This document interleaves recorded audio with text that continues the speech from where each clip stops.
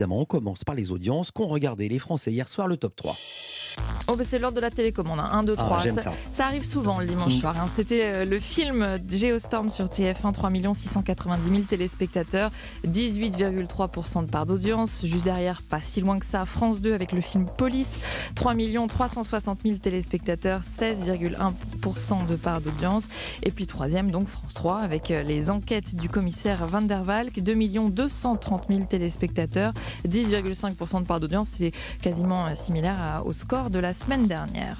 Et les audiences de ce week-end, que faut-il en retenir, Louise ? Bien, en résumé, le service public a cartonné si on regarde les audiences sur l'ensemble du public, alors que TF1 a enregistré des scores décevants. Mais là, si on regarde les audiences sur la cible commerciale, les femmes responsables des achats de moins de 50 ans, là, c'est TF1 qui fait de bonnes audiences et c'est ce qui importe pour la chaîne. Par exemple, la nouvelle émission de Camille Combal, un Cannes Comedy Show, n'a attiré que 2 200 000 téléspectateurs vendredi soir. C'est presque 2 fois moins que la série de France 2, César Wagner.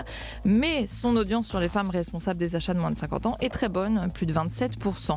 Et samedi soir, pareil, c'est Crime à Ramatuelle qui est leader avec près de 4 800 000 téléspectateurs sur France 3. TF1 est encore une fois deuxième avec le retour de Ninja Warrior, 2 800 000 téléspectateurs. C'est son plus faible lancement historique, mais là aussi, la une est en tête sur la cible commerciale, les femmes responsables des achats de moins de 50 ans avec 26,5%.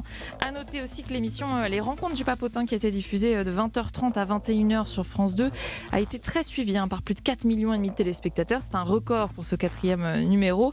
Et c'est le président de la République qui était interviewé par cette rédaction composée de journalistes autistes. Et cette double comptabilisation des audiences, ce sera le sujet de notre infomédia du jour de mercredi après-demain. Europe 1, le journal.